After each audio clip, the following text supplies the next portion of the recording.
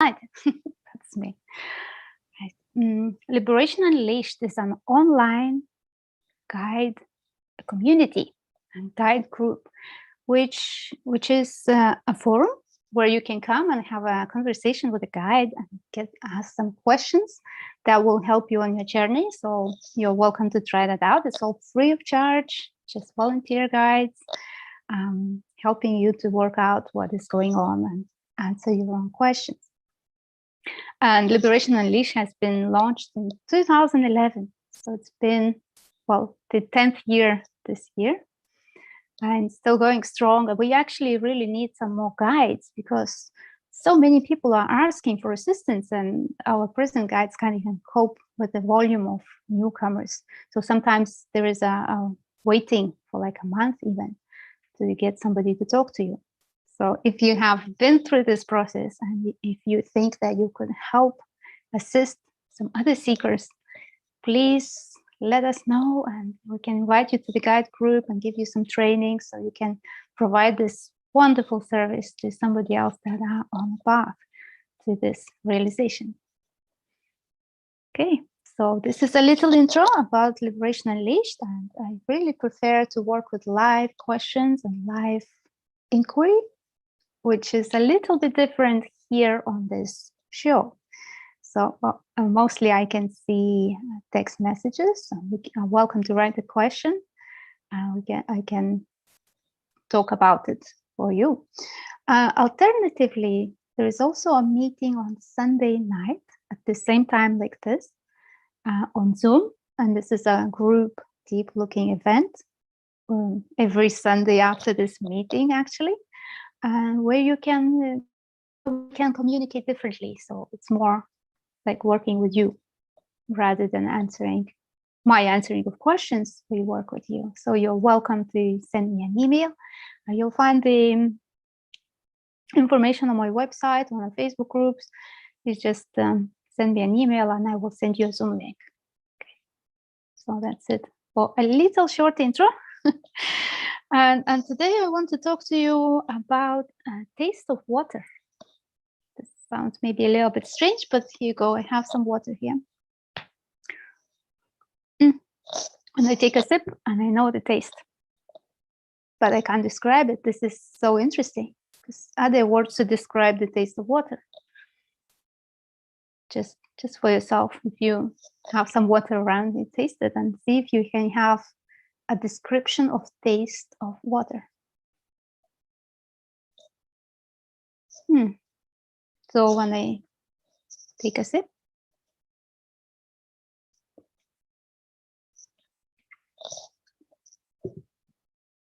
there's definitely an experience here.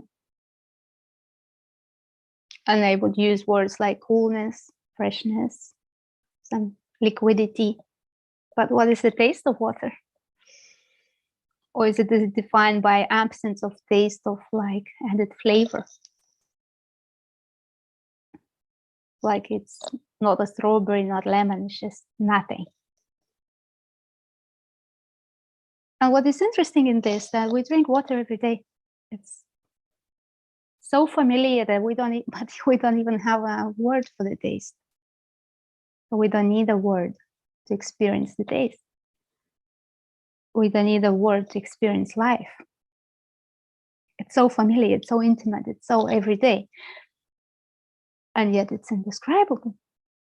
Okay, we can put the name for the water as is indescribable. And yet we know when we have water in the mouth, we recognize the sensation. So the point of all this is how little our words can describe even like everyday normal activity, normal experience, and how words are not really needed for the experience to be here, to be present, to be felt, to be known. Well, they can be here, but they are so limited. And it's the simplest thing, like the taste of water. There is no word for taste of water.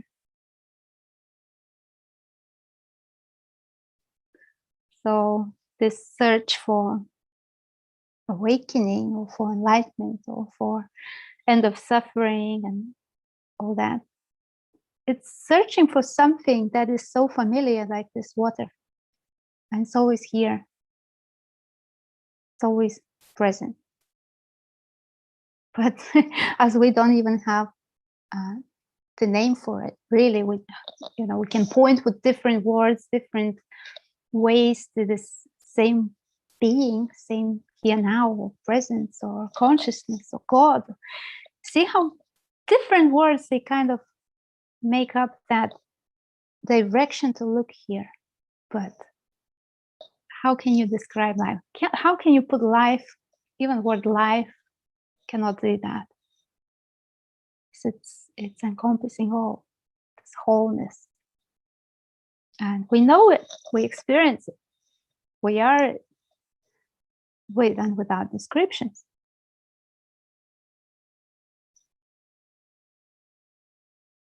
So I wanted to share that with you, just to point out how language is added on upon experience, how there is experience even without the language and even without the words that may describe it, well, as closely as they can, but they never can describe it fully.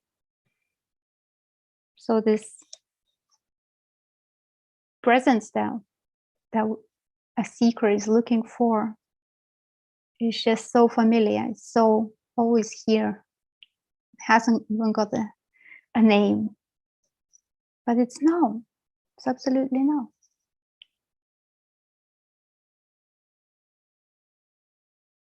So let's just be with that a little bit for a few minutes. Just taste that sense of being, sense of here now, sense of being aware, without any words. Just like taste water, and we don't need words. Same here, we can just be here a little bit, relax into this.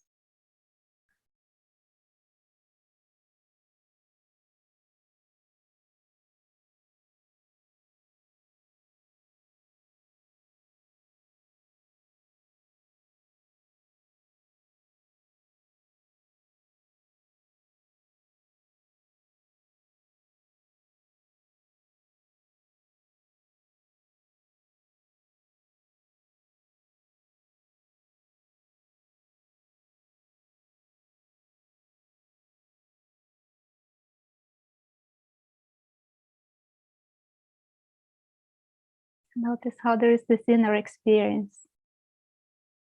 There is this fullness of experience. Undescribable, and yet so fully felt, fully lived.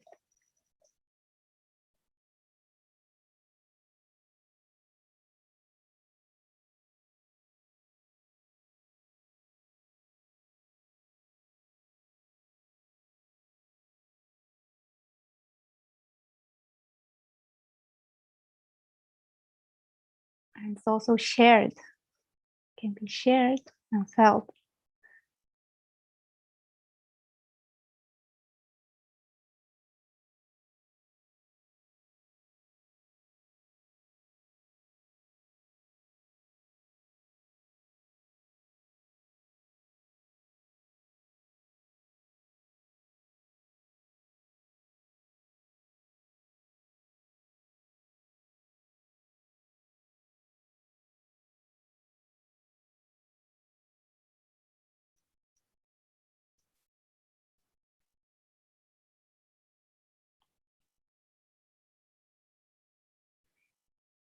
Okay, so that's it for a little intro. This is not a teaching, it's just a little guiding into your experience.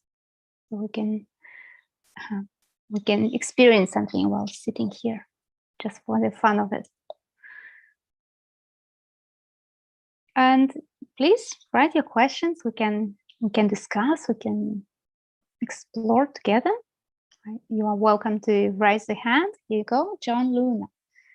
Okay, we can talk to John. Hello, Ilona. Hi, John. I wanted to share with you, I read your book, Gatecrashers, about 5 years ago. And it was like, as I was reading it, it kind of just built up into like a fever, it was just so much resonance and tension. And as I was reading it, just really relentlessly looking for the self, I had an experience of something, or like no thing, seeing that there was, this misunderstanding of a self. And it's just like a release in it was a visceral feeling too, of a release in my head. That just was like all this contraction that just kind of like dissolved. And for a few days I was in bliss, but that went away. But then what didn't go away was the feeling after that of, definitely like us, it was pretty self-evident that there was a definite change, and I couldn't take myself to be like just this person, the character, the name, the history. It was kind of like almost laughable, like when, in a way, inside, when people would refer, to me in some kind of as a sort of, like, oh, when you did this, like, so this idea of me doing, you know what I mean? The whole idea of like the doing, and it was beautiful and it was wonderful. And I know you had mentioned in your book that once you had seen that, you couldn't really unsee. So unfortunately, I got food poisoning. They gave me a medication. I got very sick. I got a thing called akathisia, which is a terrible neurological condition that was literally unbearable. I could literally not be in my own body. I was so in such horrendous pain. So it was constant 24 hours a day, practically resistance to what is. And I think around that, because it lasted for so long, and around that resistance to what is constantly, I felt like a self kind of took form again. It just, whatever I hadn't established deeply enough to be able to kind of outshine whatever this situation was. But I've come back from that, and I've started to recover and gone back on the trail of reawakening. And I went back. I had another experience with Paul Hederman in Seeing What You're Not, and that kind of reignited that awakening. And then I read your book again. I went back. I read your second book, but then I went back and I read your other book to see kind of, go back to that experience. And I just noticed when I used the word me, so it was like really clear when I said, looking for the I, or the who am I, or the self, or where is the self. It was clear, like every time that would kind of go to like this place of like zero or nothing. But when I used the word me, I felt it in my heart. And it was almost like the me was like the container for all the experiences of pain and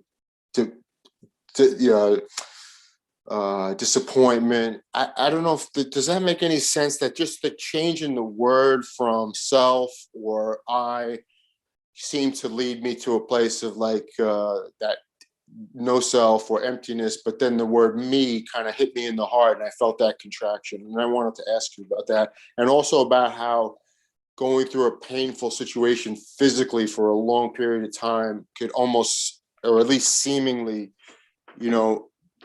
recrystallize the feeling of having a self. Thank you so much for your questions. Thank you for sharing. Well, it's great to hear that the first time you read the book, something happened. Right. And can you say that right now there is something here that you are separate from life itself? Only if I believe the thought. You know what I mean? Right now, it's like it's only. And then as soon as it's looked at, it's seen as empty and just sort of falls away. So if you say me, right? Me. Right. What does that word point to? It felt like it pointed to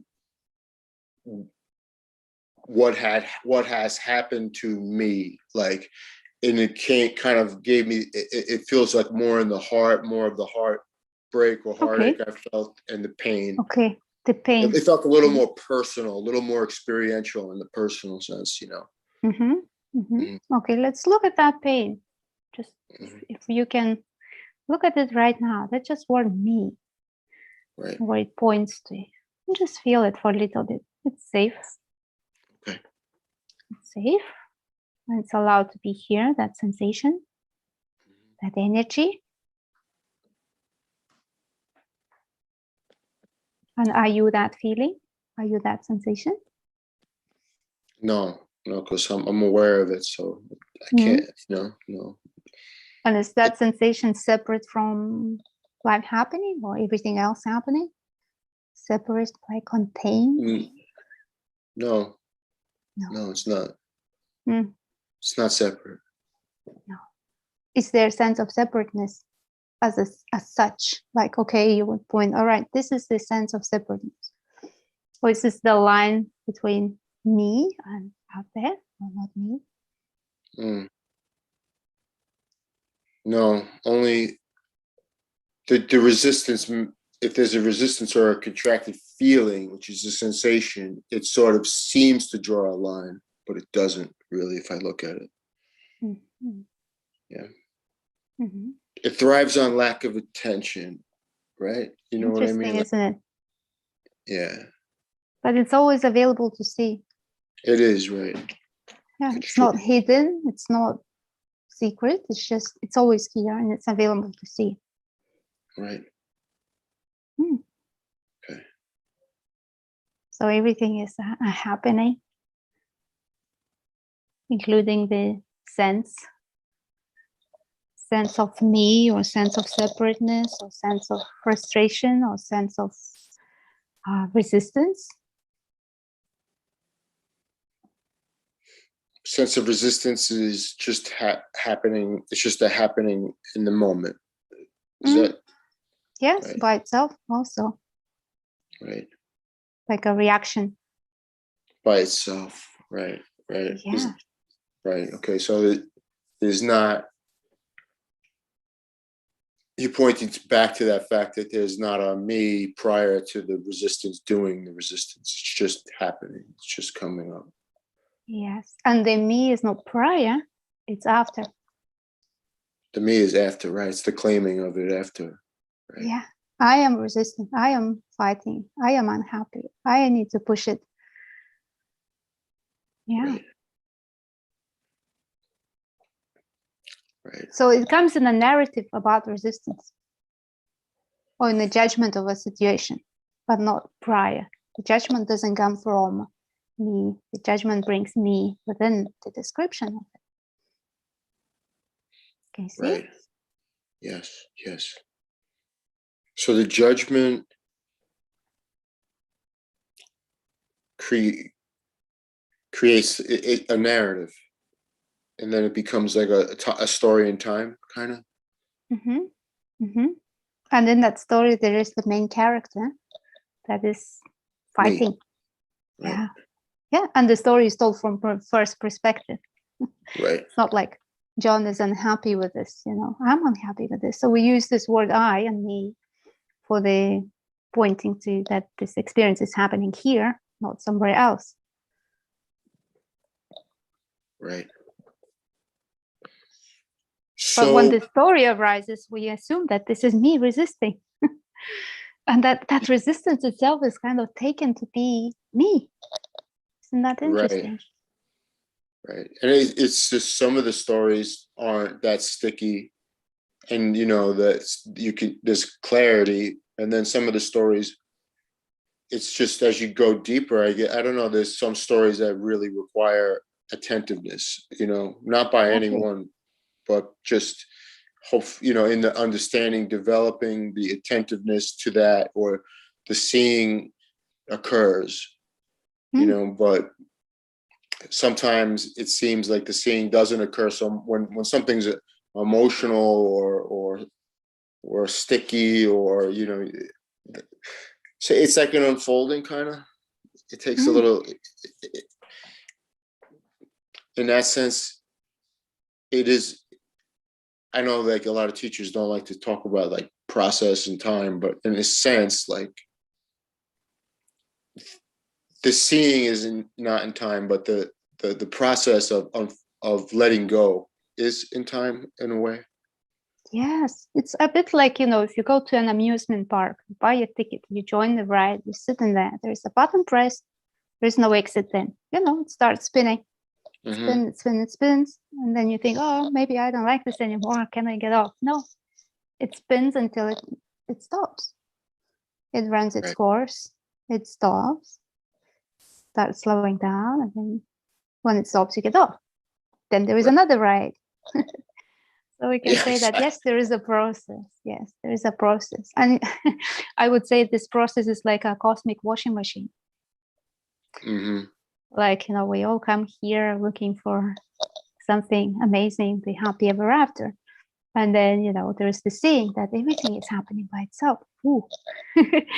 What to do now? And then life starts washing you, like everything that has been built on that belief of being separate from the whole has to fall away. So life finds the ways to wash you, and rinse you and spin and try and iron a little bit, and here you go, clean. Right. So But yeah, that that cosmic. Sorry. I'm sorry. That doesn't mean though that the seeing that took place of there not being a self that was pretty clear, that was clear and powerful. That doesn't mean it's gone. It just means as you go into those murkier parts of yourself that need to come up and be seen or allowed out, there may feel like there's an initial forgetting, but it's not really a forgetting. Does that make sense or no? Yes, that's why I asked, do you see it now? Mm-hmm. Yeah, I do.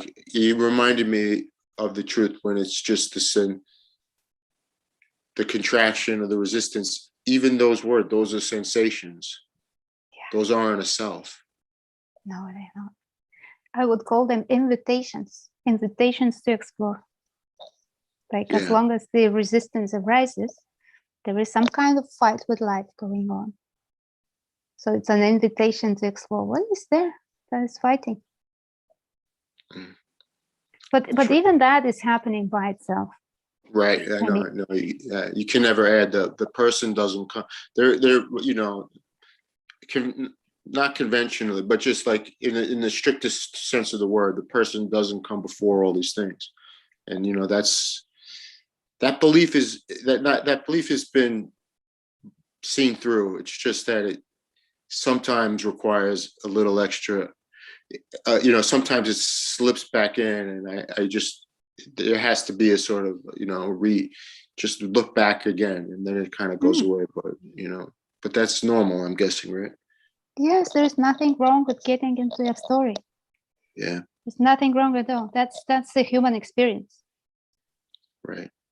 That's how our days go by. Like, yes. We don't need to fight the story itself. It's a story. Well, something comes up to be seen, something comes up to be felt, to experience, and it's all the same life, same happening.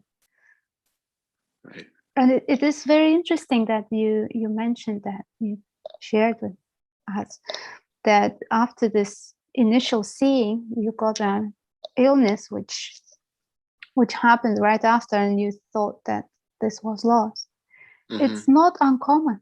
This is so interesting, because I recently met somebody else as well that went through this process, and just as he saw that and had that experience of lightness, the next thing he knew was getting like seriously ill, and also years of struggle. So why do you think that happens? There is no answer to that question. Yeah. Why? No, but what I'm saying is, being ill or getting sick doesn't mean that you haven't seen it. It doesn't mean anything at all. It's part of your path. Why it is here, it's a question with no answer. It is here, so it is here. You pass through, you get healthy again, and you learn from that experience, and you remember that. But it doesn't mean that you lost something, or that something is wrong, or that you have to do more looking. Right. Right. It really doesn't mean that it's not about really necessarily going back and re-seeking. It was just, I just needed to re-remember, but not really like, it's a little different.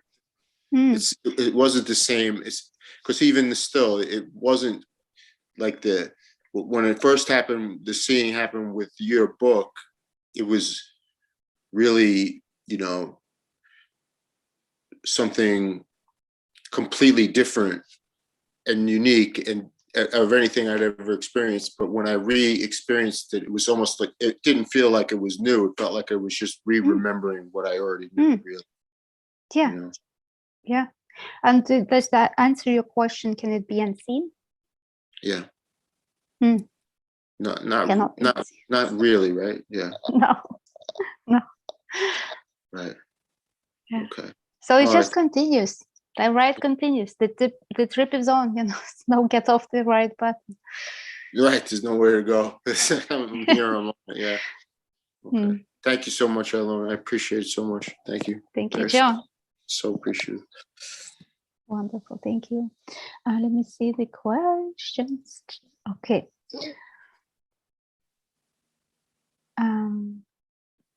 Right. Okay. I have a question from EJ. I read your book about 10 times more plus, and I do not see it. What to do? Okay. Well, there are two things to do.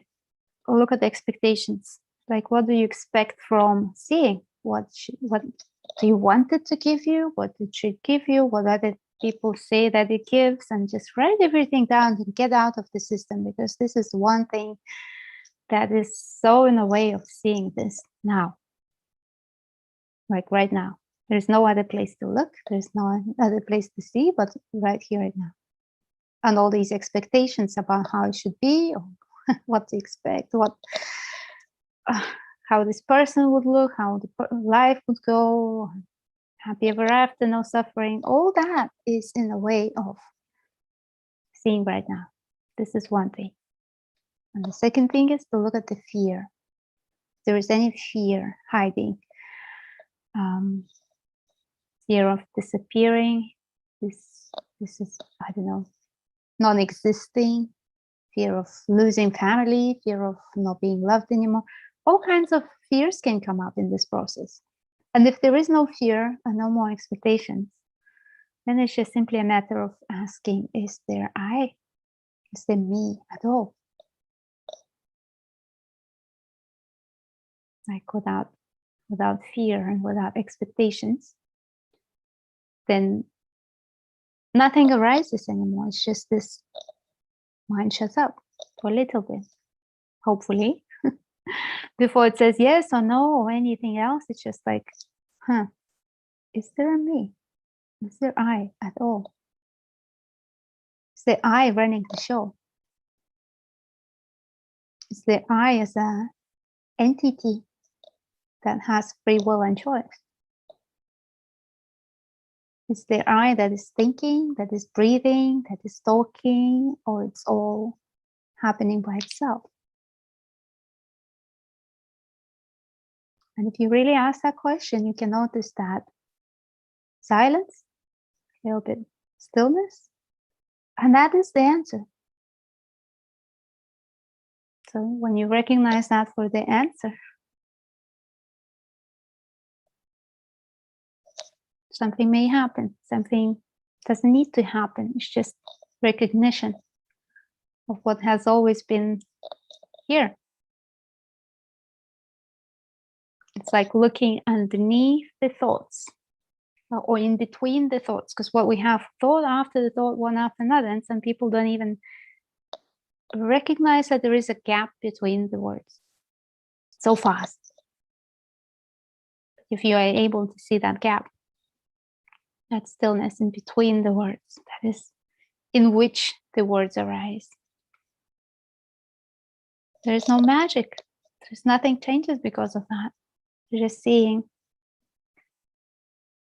that everything is a flow of the same life force, whatever word you want to use here.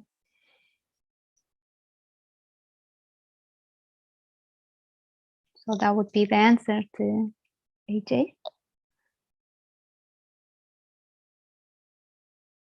And if it's difficult of course, it may be difficult to look by yourself. You don't really need a guide, but you can come to the Sunday's meeting, and we can work with you, have a look together.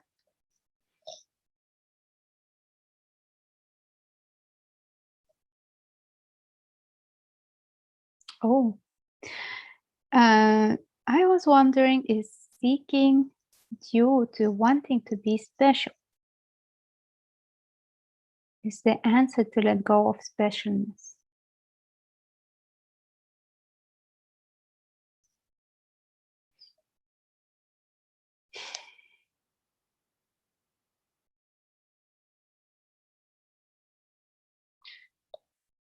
Well, there is a difference between being unique and being special. And being unique is given. Like every form is unique. Every life form is unique. Every human experience is unique. Every story is unique. There is nothing special about it. It's just recognizing uniqueness and seeing that there is nothing to compare. There's nothing better or worse, or there's nothing missing out. It's what is. This is the experience that I am having, that is here, and it is unique. Now, what does it mean to be special? Well, being special is already like a mind trip, like wanting to be loved, wanting to be accepted, wanting to be cherished, wanting to be so special that everyone knows it, recognized. So this is all the mind trying to become or be something or someone or in some way. When in being unique, there is nothing to achieve. It's already unique. It's already this form. It's already life expressing in this interesting way, which is only available here in this perspective. So it's good to drop that idea that there is something special, because nobody is special. We all are here equally, the same life happening as everything, as all of us. And seeking is not special. Like going to a bar, drinking beer is the same special as seeking. It's not like something to deserve a medal for it. It's still some kind of way to deal with pain that is here. Like thinking that if I get somewhere, that will happen. And being special is very important to me. But then, what is there that can be special? Just an idea that is given to us, like you have to be different, you have to be special. But it's already the case. It's already the case in the uniqueness. So it's good to let go of trying to be special and notice your own uniqueness.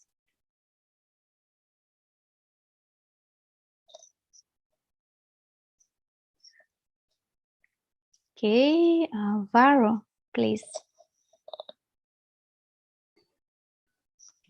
Hi, Ilona. Hi.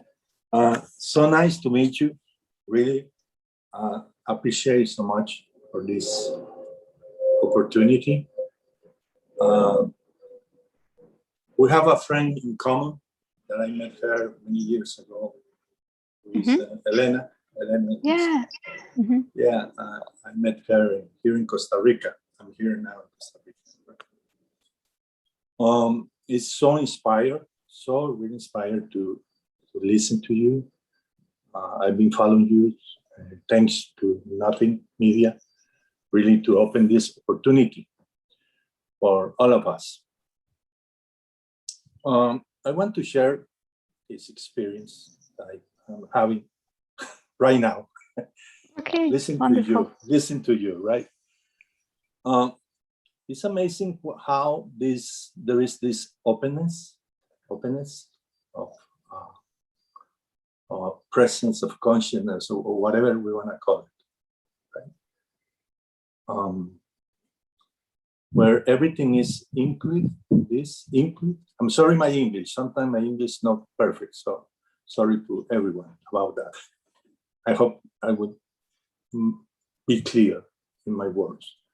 There is this openness about everything is right here. For me, before always have been this question that there is this kind of observer who is observe the rest of things, or the world, right, or the sensation, or whatever we want to say. But now, that's what I want to share. But now listen to you, especially with the first interview. Thank you so much, Young. I start to look this observer. Right? I don't know how to put in this word, and suddenly I had this sensation that the observer dissolved. There was only just this presence, just this observation, I will say that, but without being separate of things, right?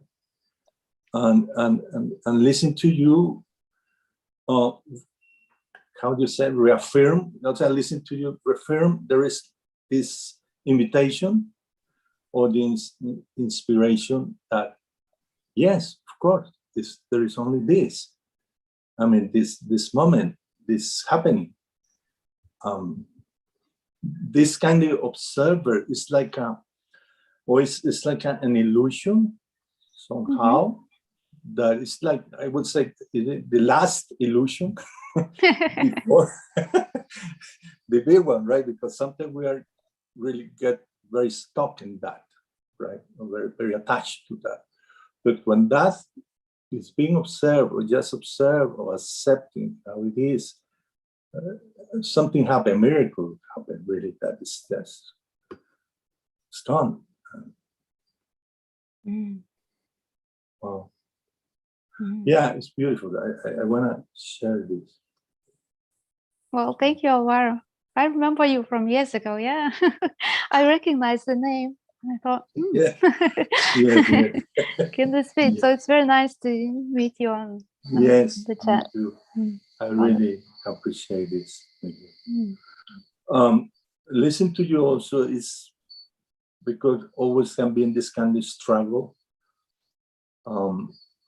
to when we call the contraction, right? When we can have this kind of experience of openness or presence of awareness, right? There is this contraction when there is the I identify with the anger or right, or jealousy or frustration or fear, especially with the pandemic times, that kind of things now, right? But it's so beautiful to see it, if I understood rightly, when you put it that it's okay. I mean, it's okay to feel all that kind of things, right? Oh yeah. It's exactly that's beautiful, because sometimes it's like it's a problem, and we make a problem into the problem, right? Because the I comes and say, no, I shouldn't feel this, or I've been a long seeker of spirituality, I should not be angry, for example, and all that kind of the narrative, right, of the mind about that. When we start just to look at that or accept that, I don't have another better word to find it, feels really beautiful. I mean, it feels really a relief, really. A relief to accept this human condition, basically. Yeah. it's the experience of life as a human. Yeah. Not as a rabbit or dolphins, no, as a human, right? Yeah. And human So- experience, I would say, is a messy mess. The mess. Yeah, like what what is going on? Right. All things happen. All kinds of things happen. Expansions, contractions, stories, Mhm. emotions. It's like Exactly. that is the human experience. Being Mhm. dragged into the story and getting angry. It's normal human experience. Right. It's just Right. normal human being as in verb in everyday life. Hmm. Right. Like every day is a new day and there's a new happening, like a fresh happening. And that Mhm. day a lot of things happen. Or nothing Mhm. happens, it depends on the day. Every day is a fresh. Mm. So everything can be welcome. I mean, everything Right. is a happening. Mhm. Yeah, even the fighting the mind itself is a happening. Mhm. Right. Sometimes I hear that people say, right, I have seen that everything is happening by itself, but I have free will. Mm. So it cannot be this and that. Mhm. So this free will is an idea that I can manipulate what is happening. That this is me, this is life, and I Right. can manipulate and make this do something, and it's doing that, and I don't like, and I fight. But there is no gap. There's only this wonder, Mhm. the mystery, the happening. Mhm. And Yes. And feels good, it's freedom to experience life fully. Yes, exactly. Feels like a freedom, a relief, really, of so many suffering that we create, or something's been created about that. Right? That we need to manipulate things, that we need to change things, that it should be this, it should be that, right? Mm. I feel more into this resting. I don't know another word. Resting to this, Mhm. just this Good rest. resting with whatever it is. Well, I don't want to take more time. I hope will not be our last time to meet. Oh, I really love you from the bottom of my heart. You are doing a wonderful, beautiful work for the humanity and for consciousness. Great. Muchas gracias. muchas gracias, Alvaro. Thank you. Okay.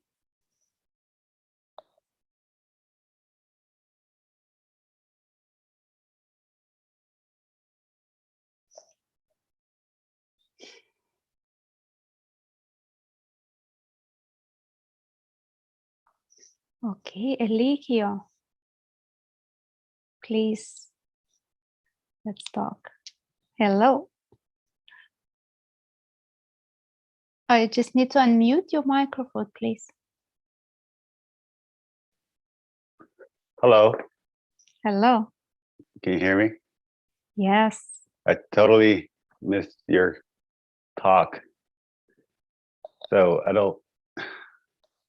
totally missed I just logged in right now. Oh, so did you raise your hand on this Zoom by accident No, or with intention? intention. Okay. So Cool. yeah, I'd never seen you before. Can you just tell me, was it more of a direct path talk? Or, I'm so sorry. It's okay. It's have a okay. I question. never seen I you do. before either. Okay. I please. do have a question. I promise I have a question. Okay. Um, uh, yeah. Okay. Here's my question. Lately, I've been thinking that something weird's happening, right? And I don't know if it's in my head or something's happening. Mhm. So they call it, maybe I've heard this expression, your head in the tiger's mouth. Witness the witnessing, witness the witnessing. My brain's playing the cop and the thief with the thoughts. And but I'm thinking it, so, and I'm remembering I'm thinking it, so that's not non-duality. Okay. Correct, because non-duality, to see non-duality, I wouldn't be able to remember it, because there wouldn't be any continuation of thought or or a stream of consciousness, right? Why not? So I wouldn't, because are we no thing, or are we something? That's why. Okay. There is a belief there that there must be someone to be nothing or something. But let me just show you something. So that will make it more easier to for the mind to process, right? Okay. Sure. So if you take a seat, get yourself comfortable, and notice that you are breathing. Oh yeah, I was Just that. outside. I'm sorry. Yeah, It's I was okay. outside running around. Let me and also I'm nervous, so. Yeah, no, but Oh, it's notice outside that running? you are breathing. Like notice the Breathing. breath coming in and out. Okay, me notice. Okay, I'm noticing. Yeah. Yeah, you're just noticing. Yes, I'm noticing. Yeah, you're noticing. And you have been breathing before I said that, like all the time. It just wasn't being All the time. noticed. Right? And when we notice the breath, we say, okay, I am breathing. I am breathing right now. Yeah, I am seeing the breathing. There is breathing going on. There's air coming in and out. There are many ways to describe that. And saying I am breathing is just one of the ways to describe that. What happens that there is this noticing of breathing, which is just being noticed. Right? So the point is, it's the same with witnessing. Yeah. Like you are noticing breathing. Yeah. You can say there is witnessing of breathing. Yeah. Right? Then I can say, I am witnessing breathing. I am witnessing. Yeah. But then it's always just words over the experience that is happening, that is being noticed. Yeah. I see. Wait, I'm noticing. Am I noticing the breathing, or am I noticing the thoughts? And you're noticing the noticing as well. Yes, that's the. Is that the witnessing? Well, there's witnessing going on. There's no a witness that is doing witnessing. There's witnessing. Same way that there is no a breather doing the breathing. Yeah. Like the experience doesn't need that. I see. Yeah. So there is witnessing, there is noticing, there is knowing of what is happening. Yeah. But no witness. But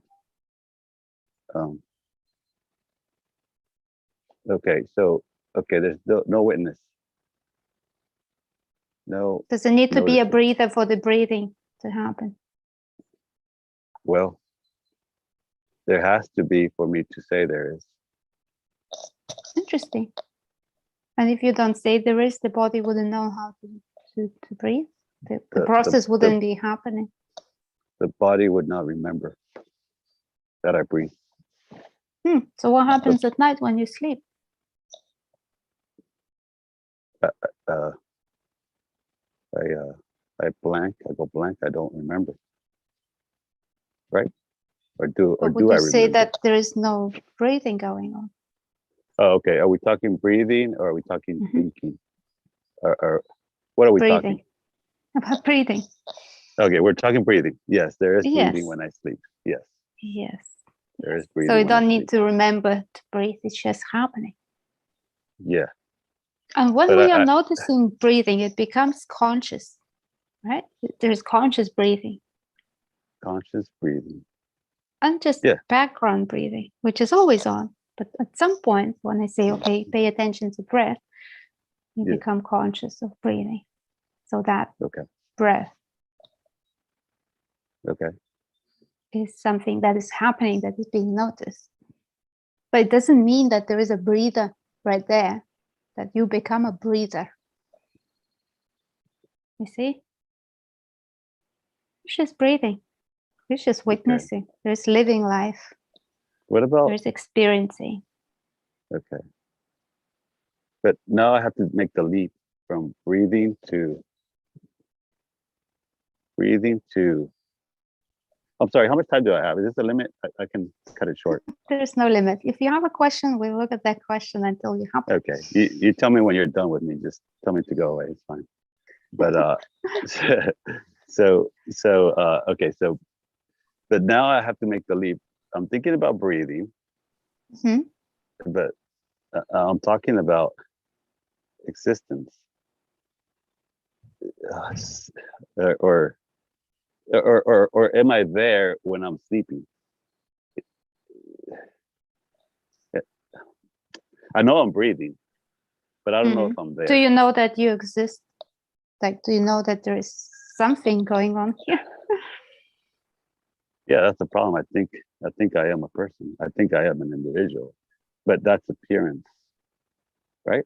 That's perception, right? That's not real. That I am an there individual. is a belief. Yes, there is a belief that there must be an individual. Yes, there is a belief. Yes, for the experience to happen. Correct. Yes. Yeah. There must be someone here doing all these character traits, all these likes and dislikes, and all the judgments and everything. There must be someone here. Yes. That is somehow separate from life itself, doing its own show. Yes, that's my belief. Yes, yeah. I want to own it. Yeah. Okay. I want to possess it. Yeah. But okay. So it's like okay. So it's okay. Go ahead. So where do we go from there? So do you need to be someone or something or in some way to just be? And how would I do that? Or is there a way to do that? Well, you already are, right? Yes, you're right. You're right. Yeah, you're right. It's already happening, right? Yeah, you already are. There is already this existence. Yeah. Okay. You can call it life happening. So is it happening at the same time as me thinking I'm here at the same time? Well, there are thoughts about what is happening. Okay. Yeah, and there is a description of what is happening, and this person or me comes in the description. Okay. In the language. Within the language. Yeah. And the language is not real. Well, the language is what we use, but it's very limited. And as you say, you saw that you don't need to be a breather for the breathing to happen. Yeah. I totally. Yeah. You don't need to be a sitter for sitting to happen, or walker for walking to happen, or a thinker for thinking to happen. Yeah. Yeah. The problem is that I totally understand it conceptually. But okay, so you know the state, or maybe you are always in that state that is not a state because now you know it. So you are probably not there all the time, correct? Are you there? Over there? How to say? It's a knowing. It's not a state. States come and go. The knowing is something like, you know that there is no Santa, like that Santa is fiction. It's not a state. It's knowing. So you know that this person comes in the thoughts as a narrative about something happening, but it's fiction. Same like Santa. That's all. So are you? The experience doesn't change. So I'm sorry. Your name is Ilona. Ilona. What is your name, ma'am? Sorry, your connection is breaking.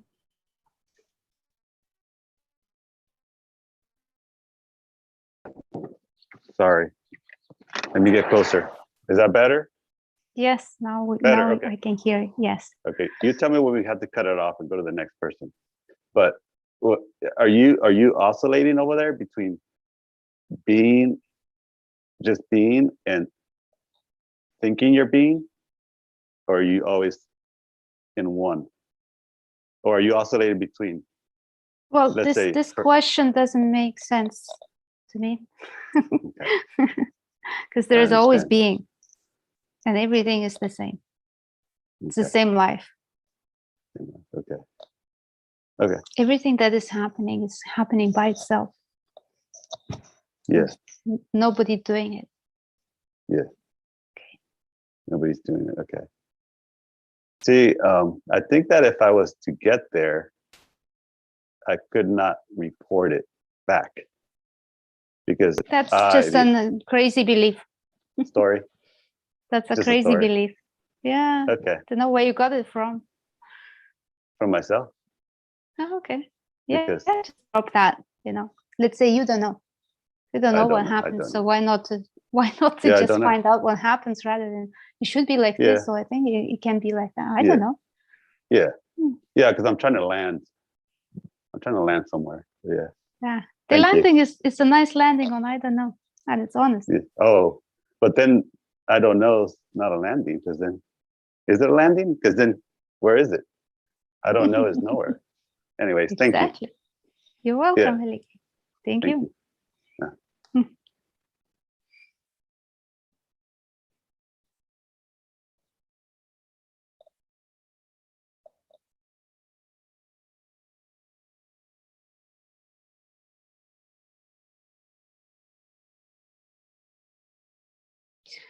Okay, the question, how does one attend the meeting on Sunday? Does anyone have information on that? Yes, I have the information on that.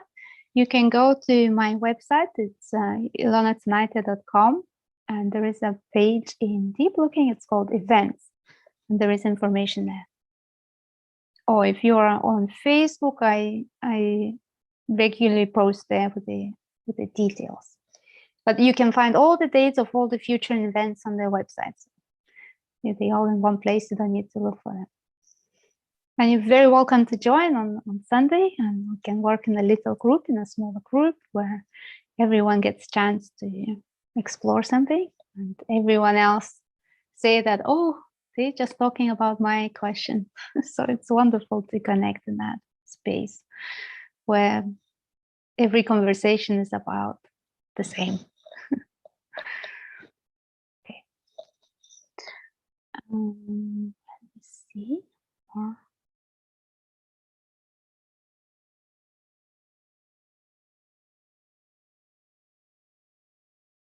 Anders says, I think non-duality can be explained as the individual being a unique point within all. A point is nothing in itself.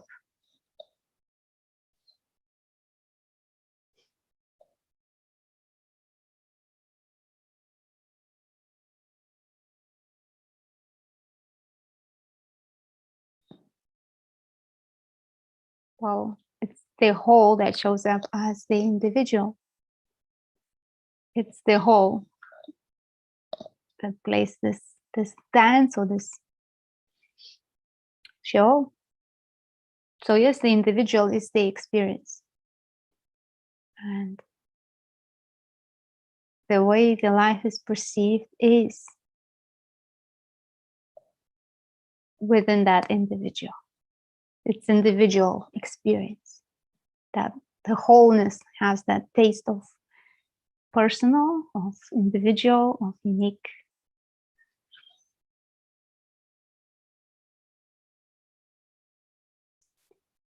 And yes, we live this day like in a TV show, like a TV novella. Like it's individual. Nobody else can experience what you experience. So the show is unique.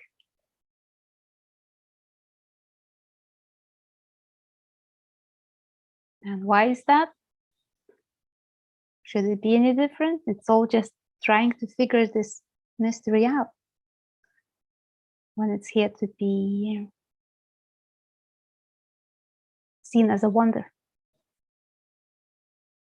Because there is mind that is trying to understand and put everything in the concepts and say, I know what that is, I know how this is, I can explain non-reality. But it's all on the level of thoughts. Thoughts about thoughts about thoughts. Descriptions about descriptions. But like in the beginning, I said, what is the taste of water?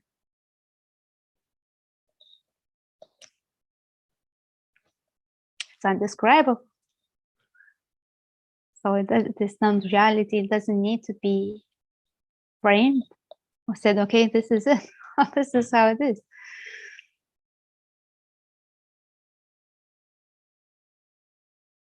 Well, non-duality just means that there is no two, no separateness. Everything is this. That cannot be described.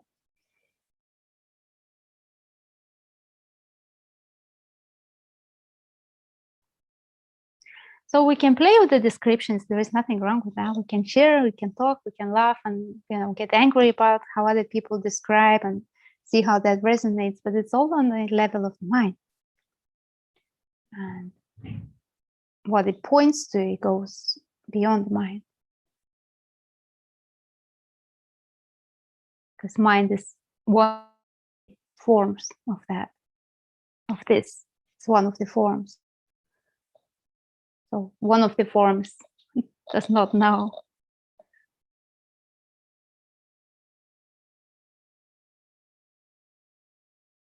So I would say we don't need to know anything in order to recognize the wonder that this is. It's in that unknowing, or that not knowing, that the mystery or the magic can be seen. And it doesn't mean that this mystery or magic is always just positive and full of laughter and, fluffy bunnies. It's everything. There are ugly experiences, terrible experiences, wonderful, and all that.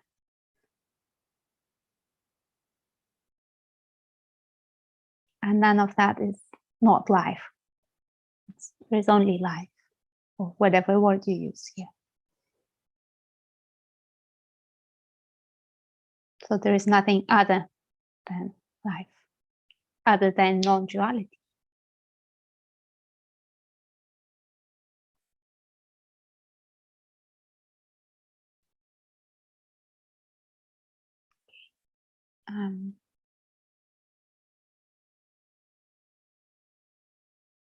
Ilona, is there a difference between your perspective and other non-duality speakers who appear to say that nothing can be done to stop the seeking?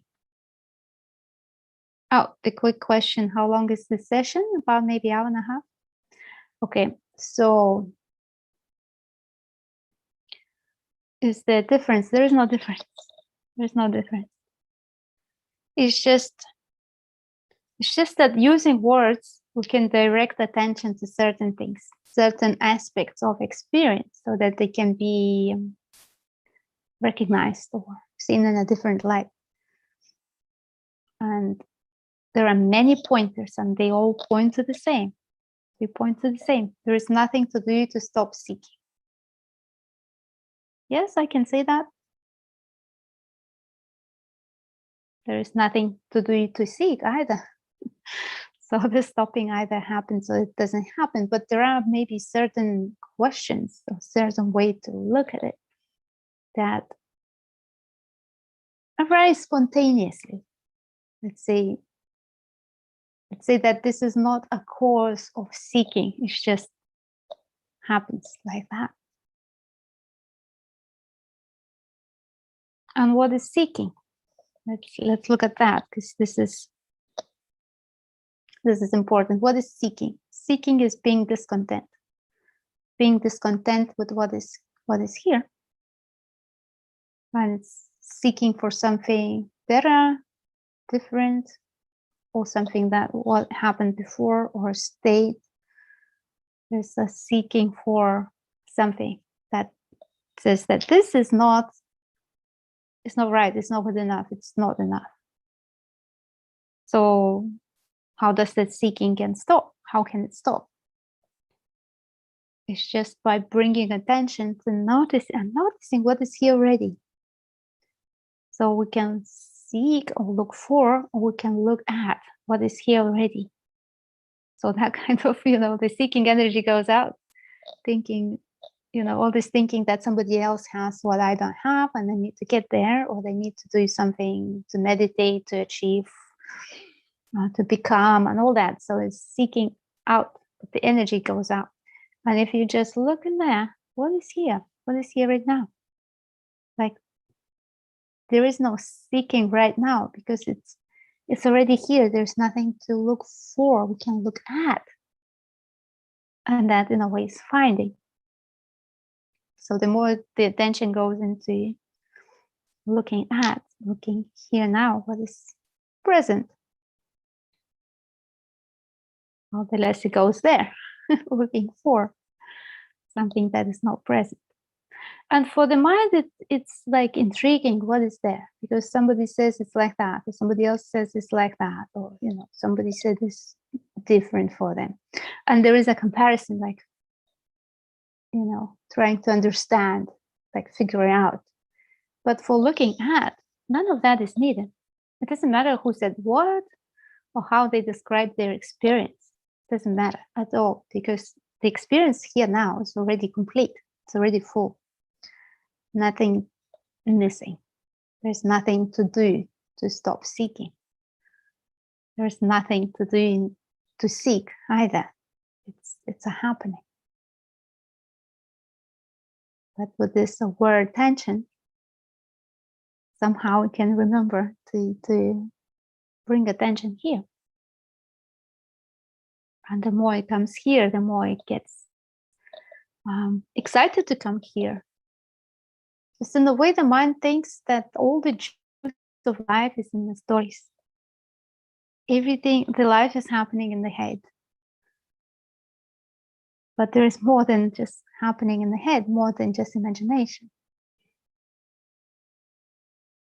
There's something here as well that is being perceived without story.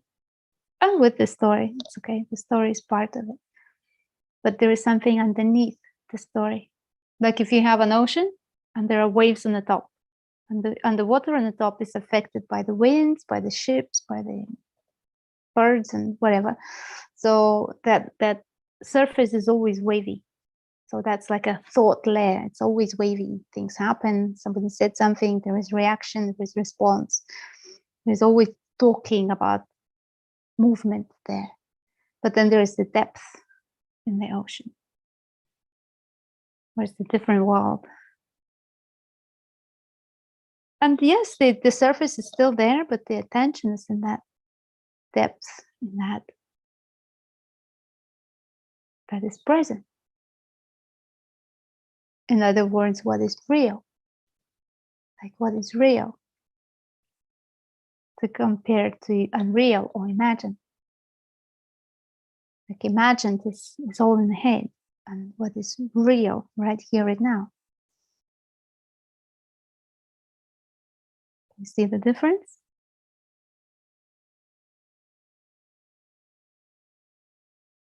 And this I or me, the person, the doer, the thinker, it all comes in the waveforms, in this noisy surface.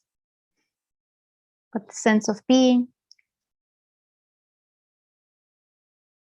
the stillness, the silence, knowing, just being, rest, is when there is a dive out of the head into what is.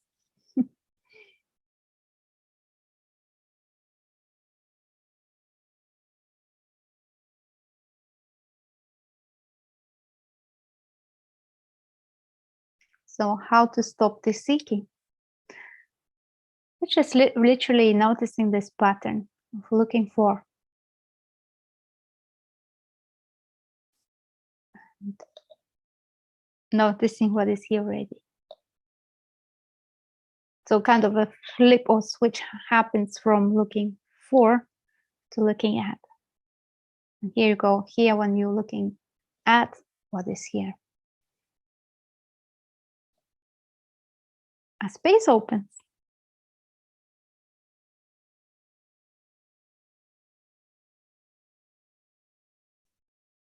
And all these contractions, they come up one by one. They all come up to get attention, to be recognized, to be seen, so they can go.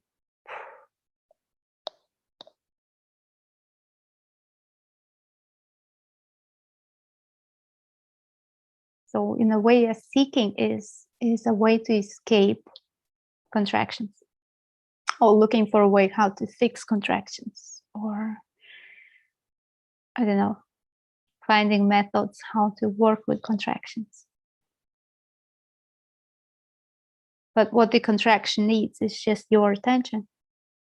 So looking at it, allowing it to be here, respecting it, honoring it while it's here.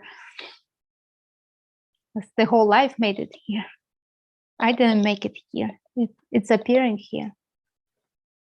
So when it gets that neutral, okay attention, it's okay to be here. When it's no longer being tried to fix, then it may open by itself. So the seeking is also like a contraction, that when you look at it, when you see it, what are you looking for? Yeah, this is one question that you can ask. What are you looking for precisely? Not just like vague ideas, what other people said. It's like what you are looking for.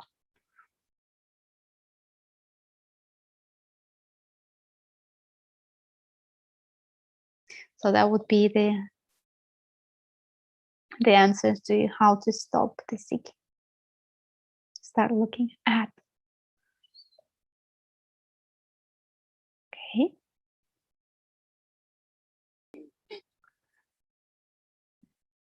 Okay, hi Ilona, how can I keep a sense of connection with life around me while I look deeply at my experience? Okay, Suryamani.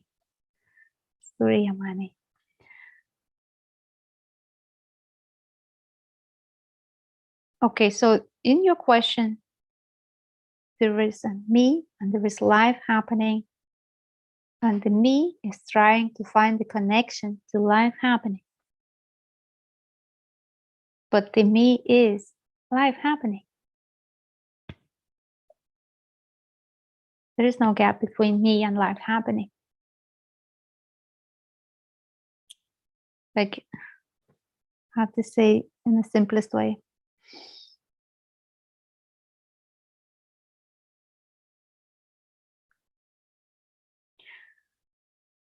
Well, the idea of me, it's something that shows up in this life happening. But it's not separate from life happening.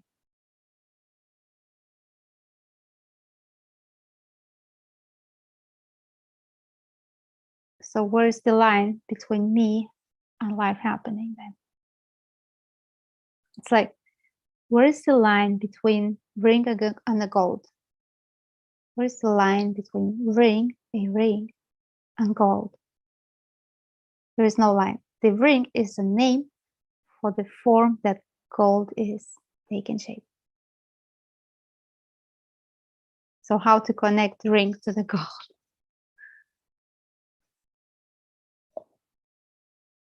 One is a label for the form, another thing is the essence. So the me is a label for the form and life experience is the essence. And we can see both. We can see the forms and we can see the essence. The essence being the existence or this beingness, presence.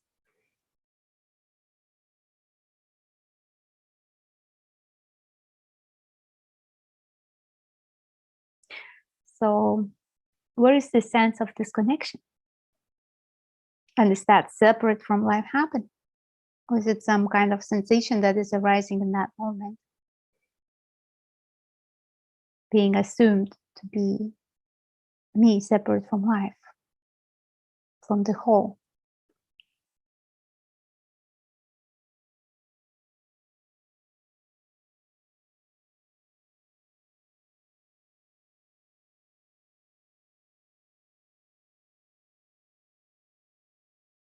And when you are engaged in some kind of activity, anything like washing dishes, having a shower, cooking, eating, walking, working, anything that is being experienced fully and without this idea that I have to keep a connection with life, there is only life. There is that experience happening.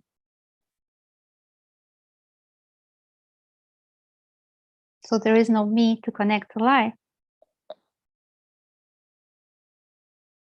Like there is no ring to connect to gold. It's only life.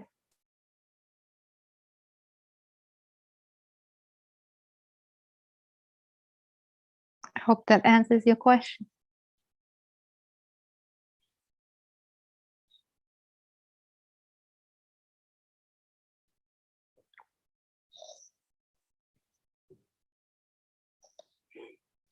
Okay, a question from Michael.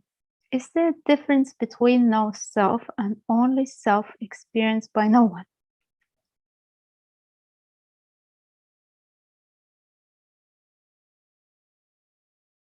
Okay, words no self point to that everything is happening by itself. Like there is no doer, no thinker, no observer, no witness. There is life happening. And only self says, points to that there's only life happening. So it's the same. And experienced by no one.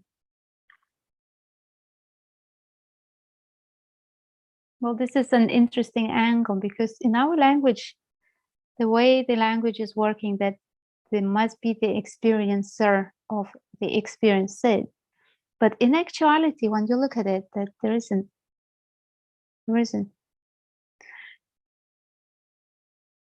And it may be an expectation that there's no one, somehow something has to disappear.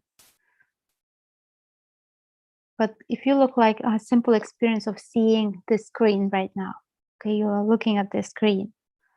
So in this experience, there is recognizing colors, there is seeing the movement, there is experiencing, there's hearing the words coming from here. And without the idea that there must be someone experiencing, it's just this is what is happening. It's only experiencing or experienced. And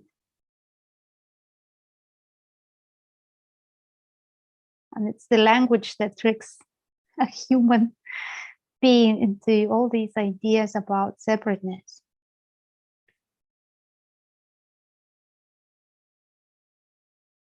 But yeah, the words no self or only self, they point to the same. In some cultures, there is only the self with a capital S. That would mean that God in other languages. So it's just a different way to describe, different way to try to frame this and put into words. But the ocean is so deep that these waves at the top cannot know it. They cannot. Just like, again, the taste of water is known, but cannot be described.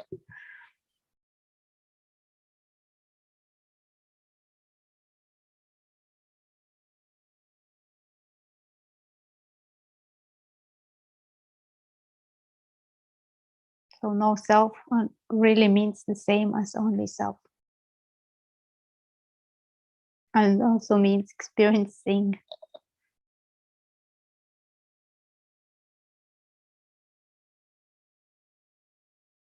So you can see there is nothing but the self, and there is nothing but God. There's nothing but life. There is nothing but this.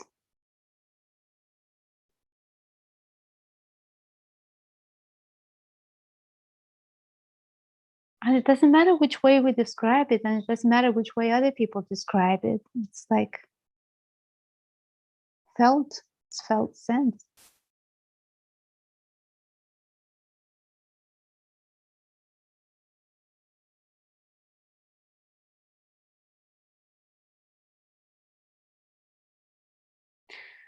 But I guess words no self, they are kind of threatening to the mind's created belief that there is someone here, and only self. It's kind of softer way to put it. But then again, the mind can take this only self as me, I'm the only one here. And then you get in a little bit into trouble.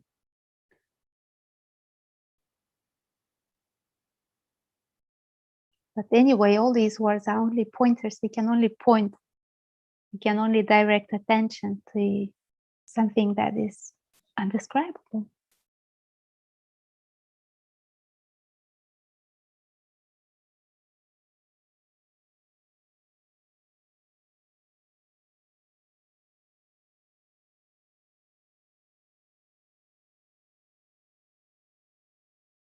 So we can just sit a little bit and share that space, that undescribable, that mystery. Just taste it, feel it, live it.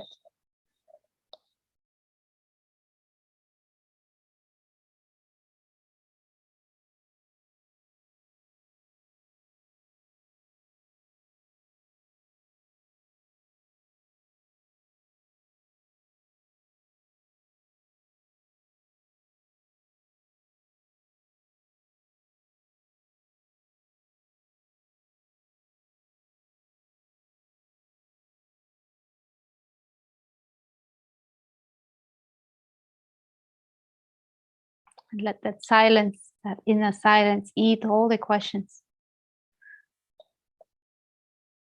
All the need to understand, or to explain, to put it in words.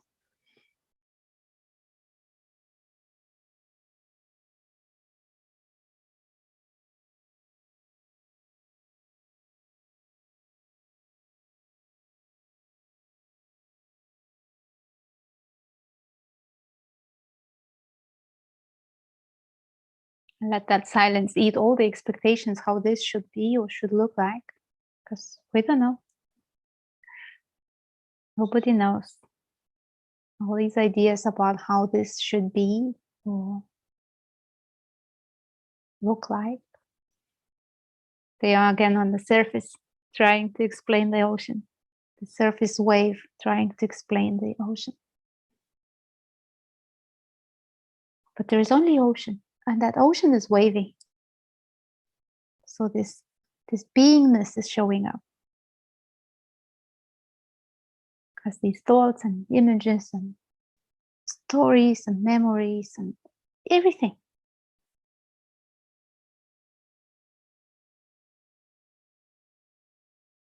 You can notice that as soon as the idea of something should be different or shouldn't be happening arises, there is some kind of fight with what is. There is some kind of, I know better what life should be doing or what should be happening, that kind of arrogance there. But as you notice that should, you can just notice it, and it's no longer solid, that you cannot grab hold anymore because you see it. You see that is not true. I don't know how this should be. I don't know how other people should be like. Nobody knows.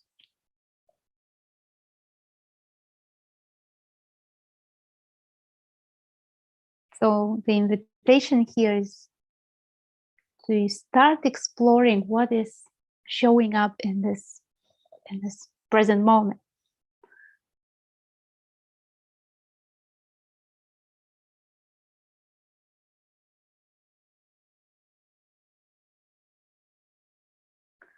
Okay, thank you for the blessings. And a message from Anders. Our personal memories experienced as impersonal.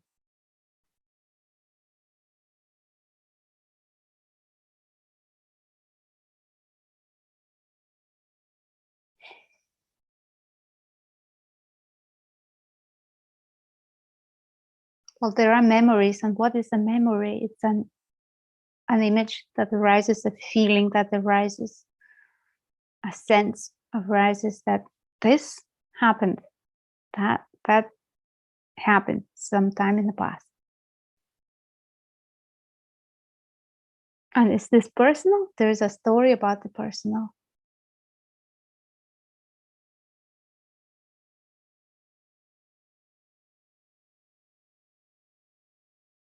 But then who owns the memory? Like, what is there that says this memory is mine? Or what would say that this moment right here, right now is mine? We kind of feel the sense of ownership if we touch something or see something.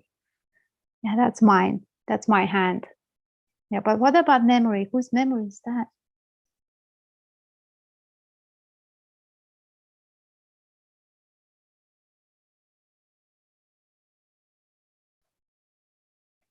So what is a memory? It's an image showing up in this aliveness. And like, like at night in a dream, if you have dreams, sometimes you may meet some person in a dream and you know that you met them before. They have a blank backstory and you know why you are talking to them, stuff like that. And that arises in that dream spontaneously.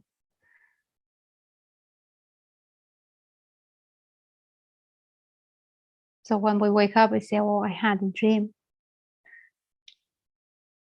It was my dream.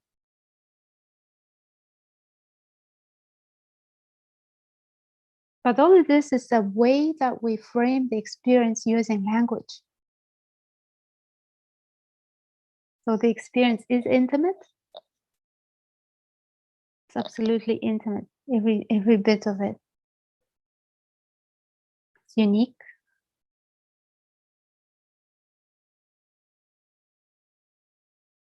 But it's not owned by a me. It's not owned by anything. It's like a tree is not owned by nature. Tree is nature. So this dream of life, dream of being awake life, it's also nature. That's how it shows up.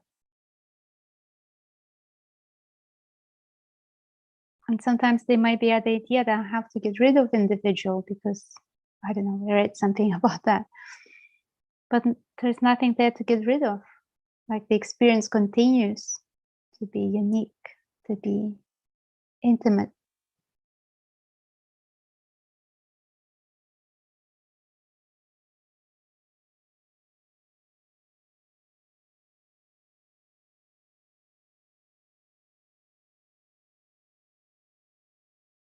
So if you see through that question of ownership, what do you own? What can be owned? Who's the owner? Is there an owner at all? Then it kind of sheds that belief that this memory is mine. Like I have it, I own it. But it doesn't take away the personal.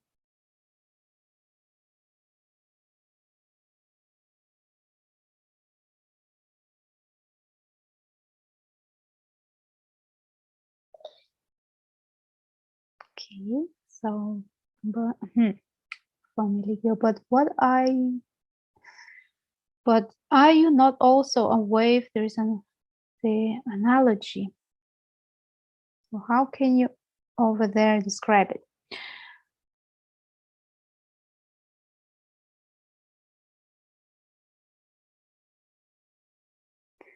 Well, yes, you can say that I am also a wave. I am Ilona. There we go. But that's just a name for the form.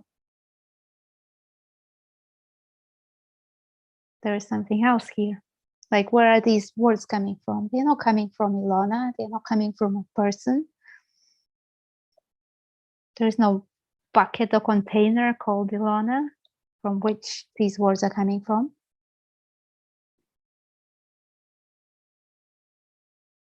So there can be a story about Ilona, about the wave trying to become an ocean, about the wave that became an ocean. And all these stories can be quite fun.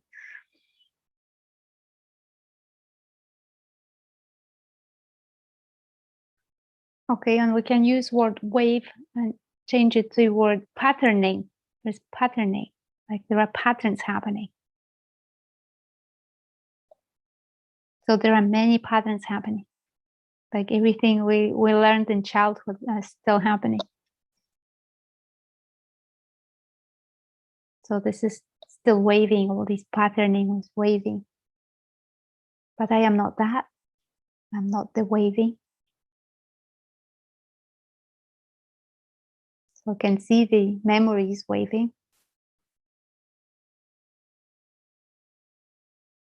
But I am not an image. I'm not the mind. I'm not the body.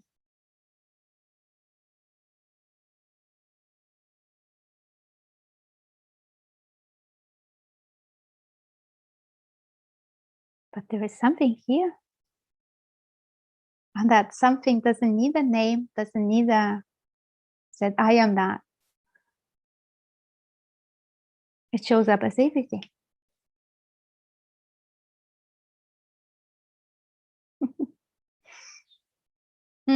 All there is the ocean, but there is no ocean.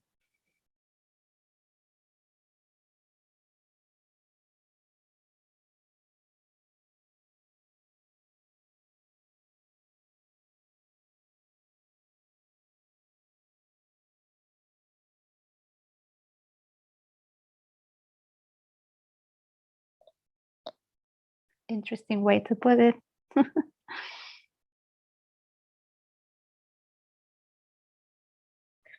Yeah, it's like the word ocean, or the word God, or the word consciousness, or the word, any word. It's not that.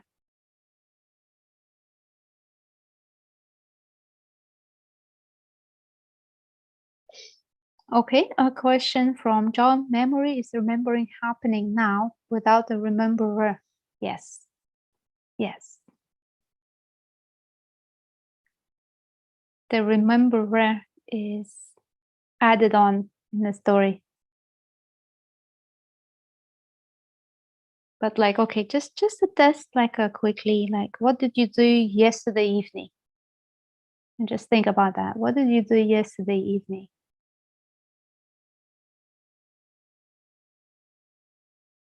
And most people, I don't know about you, get an image or a sensation or a thought about what had happened yesterday, you know.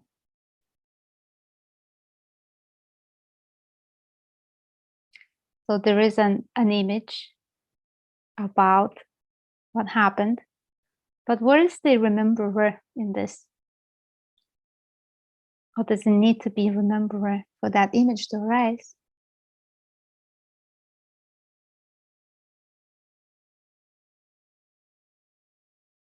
So I'm gonna come back to the intro that I shared about the taste of water. Like all these descriptions, they can't touch the reality. I'm trying to dig in there in these descriptions, looking for answers. It can be entertaining, can be fun. It also can cause suffering and feeling twisted, like trying to find the answers and exit out of the confusion, while the exit is actually in here. Like what is here besides thinking. And I love this Rumi quote, which says, why do you stay in prison when the door is so wide open? I love that. It's like, why do you keep trying to get out of the head when the door is the beingness, this existence is so wide open, there is no escape. There's nothing to escape. Everything is already unfolding perfectly.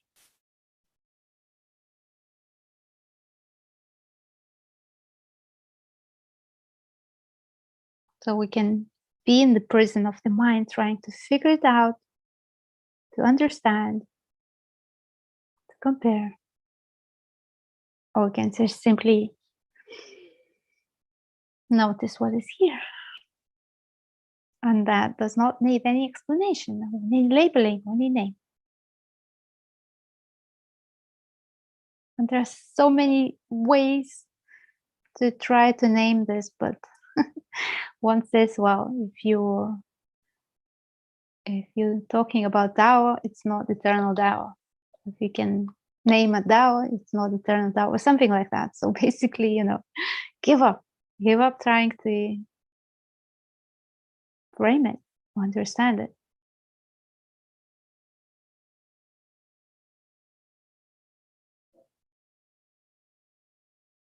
And by that giving up, there is an opening into wonder.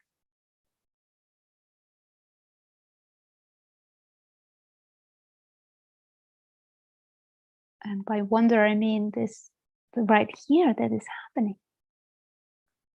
It's so interesting. I mean, eyes open, there are colors, there are sounds, there's this talk.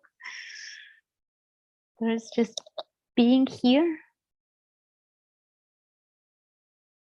Like without trying to understand, it's just pure wonder. Like, wow, look at this. I don't know what this is. I don't know. But look at this. This is here.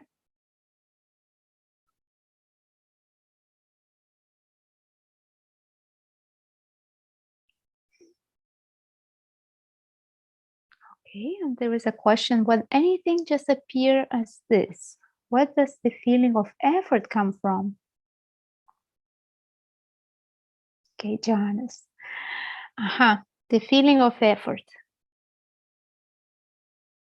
Like right here, right now. Right here, right now. What is not effortless?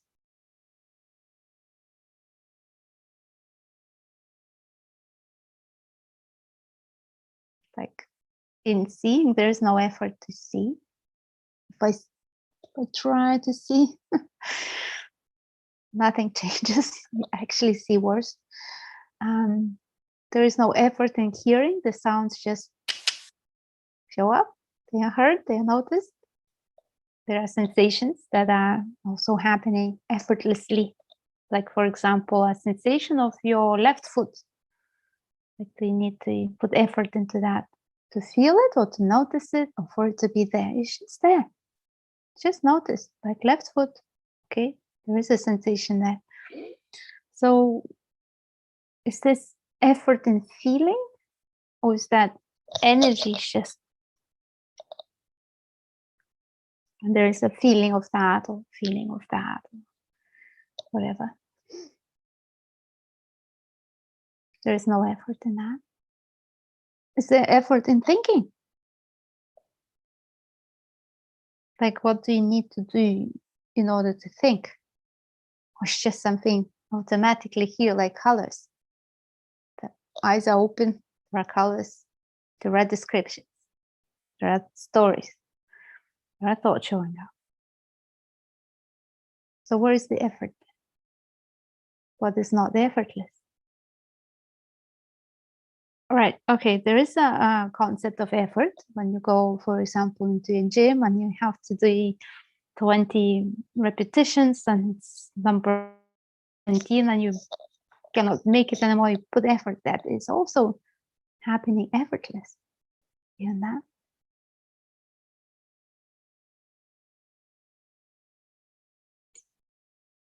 So what is not effortless? That would be the question to look at.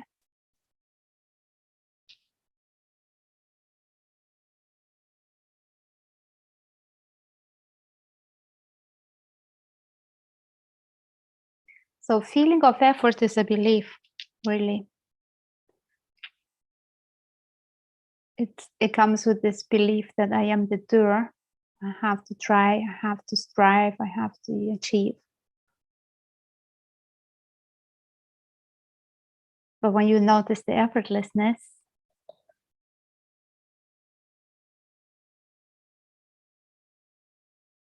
kind of can challenge that belief, just seeing that, well, there's nothing that is not effortless.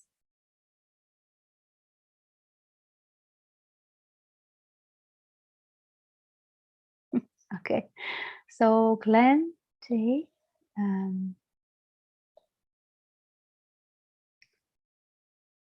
Self-claims, feels in the laughter, fully expressed, rebel in the mystery.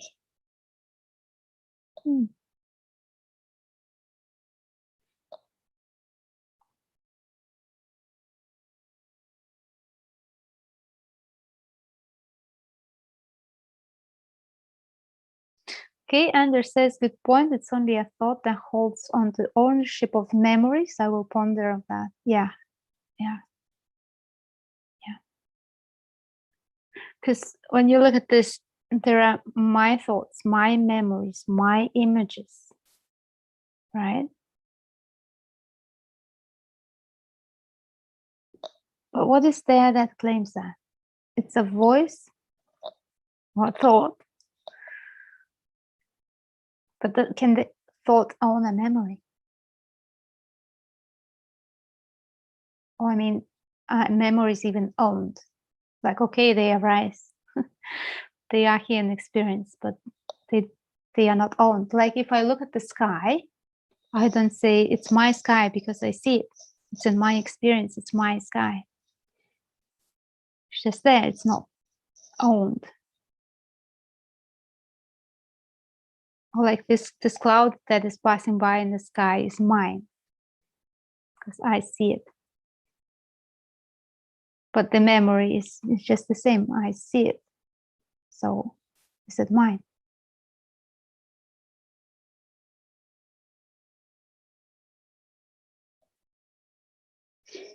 Okay, and a question from Young Sik.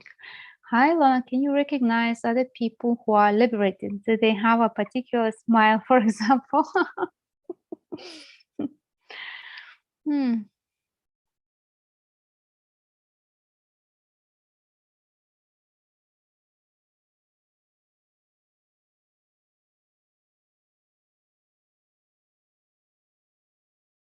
Well, I like that you put the liberated in quotes.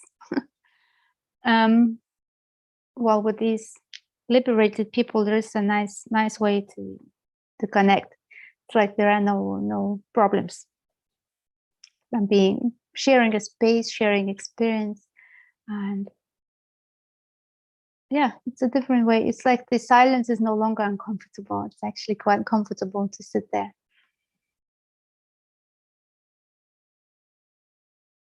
As for the smile,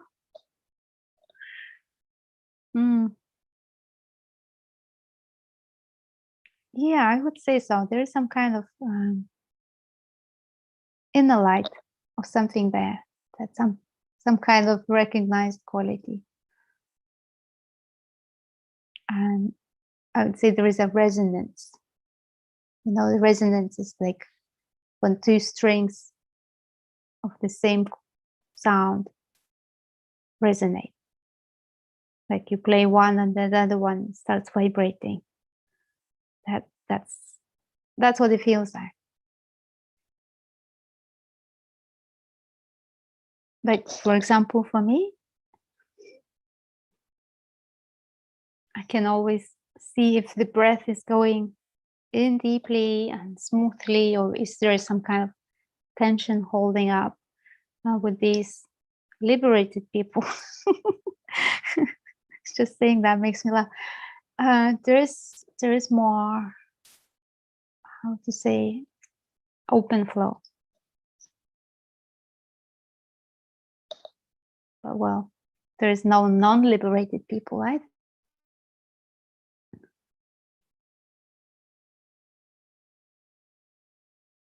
It's so funny how language creates all these illusions and delusions about liberated people. or non-liberated people. When you can see both, that this aliveness is not ever unliberated. It's not in need of liberation. It's expressing as all these various experiences, all these various forms. So when you see that, there is nothing that this word liberated or unliberated would refer to.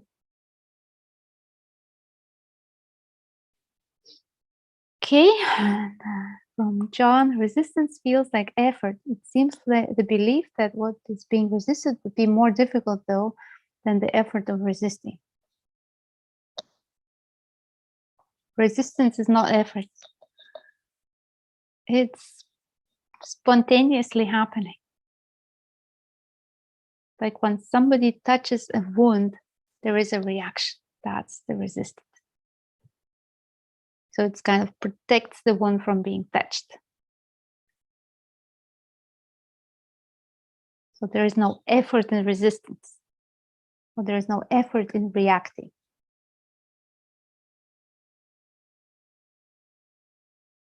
It's something that happens.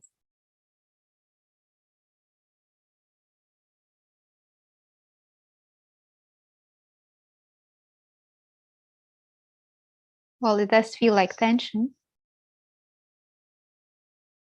And there is kind of wanting to get out of that tension or get rid of the tension. And that feels like effort.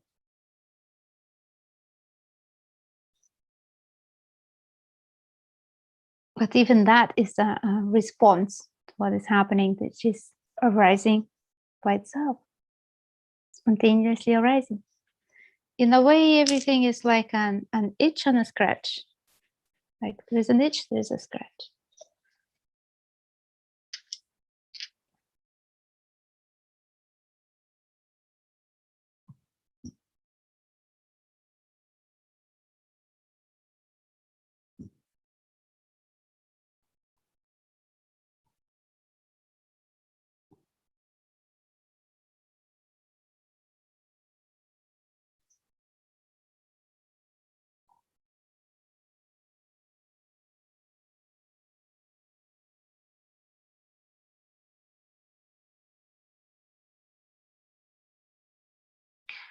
And resistance is also protecting that, something that needs that resistance to protect. And here is the thing. You can look behind it. What is there? What is there that needs that protection? What is there that needs that resistance to show up?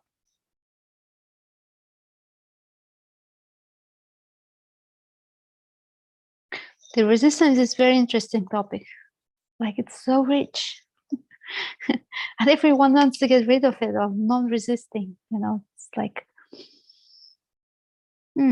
but it teaches so much about this messy mess called human. It's a really rich question to explore. And I call it an invitation to explore, because the resistance is here when something there, deeper, needs protection. So that something there can be seen and can be checked. Does it still needed? Is it still helping? And if it's not helping or needed, that resistance no longer needs to be there.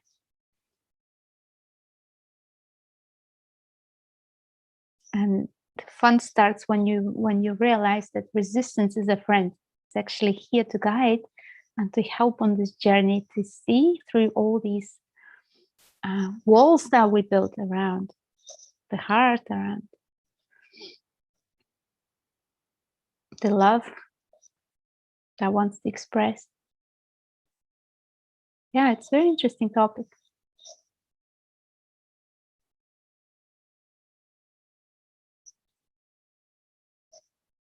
So the first thing would be to make friends with it. Like recognizing that it's not here to hurt, it's not here to punish, it's here to help, to protect, doing its job perfectly. So next time resistance shows up, there may be less thoughts about, oh, this shouldn't be happening. Like, yay, I can see it. Here we go. There's something here that is inviting me to take this dive into the rabbit hole. So let's go and see it. That's the way to meet that resistance.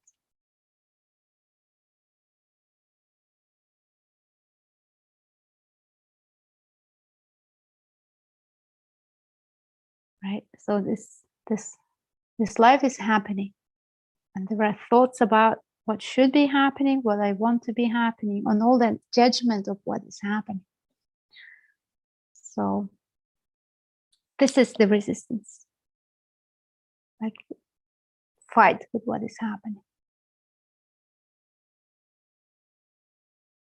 And it's protecting something from this big bad life that is happening to that me that is being protected.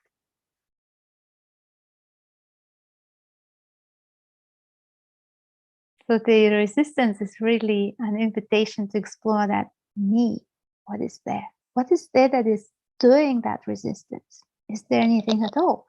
Or is that resistance is also something that is naturally arising in a given situation?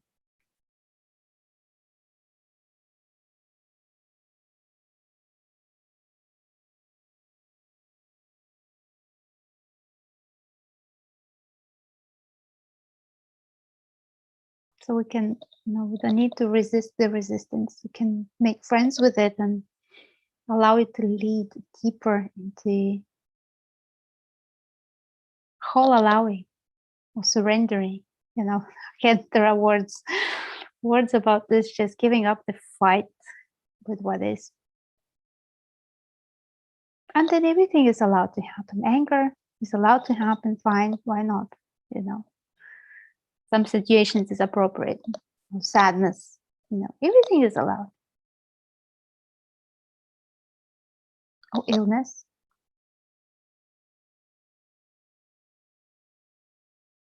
Or intense situations. Like everything that is not allowed is like inviting to look and see it freshly. Perhaps it is okay.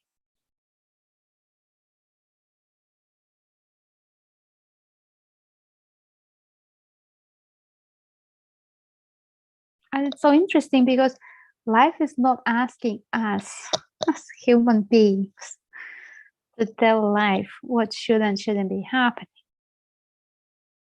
or to accept or reject what is happening. It's not even asking us to allow what is happening. It's not asking for anything, it's just happening. So the whole fight with life is optional.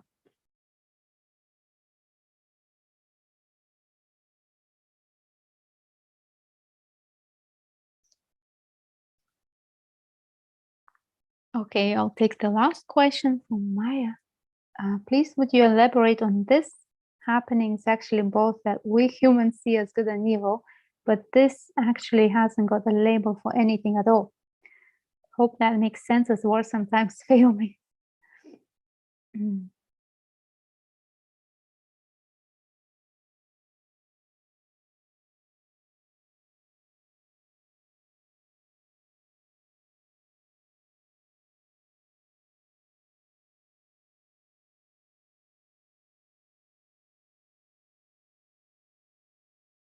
Wow.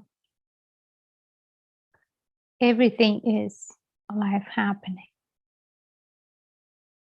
Thoughts that this is good or thoughts that this is evil, it's the same life happening.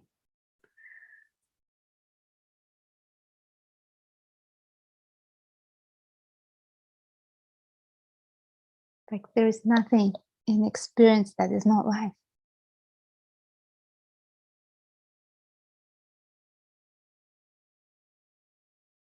And talking about using word life over and over again, it kind of gets into cemented some kind of frame, like, okay, we are talking about life. But what is helpful is to see that this can be described in so many ways, and it has so many different flavors. Like every word has a slightly different flavor, like being aware, or awareness, being, presence, or here now, or this, or God, or stillness, or love. So there is no one word that would, just like describe this. But this shows up as everything.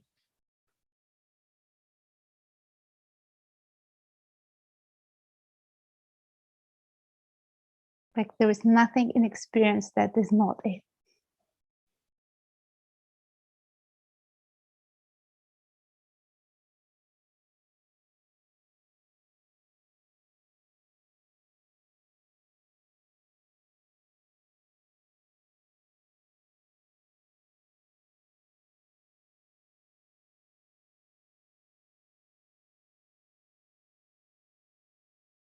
And the most evil things is also life. The most amazing things is also life. And you can see that in nature, it's very clearly, like when you get an earthquake or hurricane and huge destruction. Like, would you say that this is evil or that this is good? Nature is nature. That's the nature. It's everything. Sunshine and hurricane. Fluffy rabbits and a wolf that brings the rabbit to its kids. Like, what is evil? And then we forget somehow that we are nature, the same nature. Like we are that. And in that nature, there are many forces, like good and evil. So from one day it may seem good, and next day it may seem bad. So, but it's all judgments again.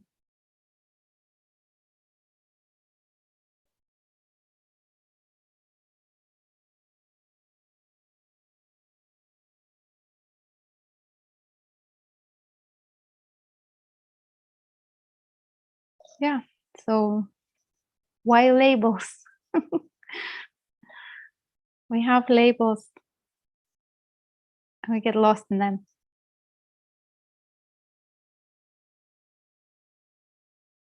But that doesn't need to happen. Once you see the true concepts, that all concepts are concepts, and words about words, thoughts about thoughts, they don't even touch this.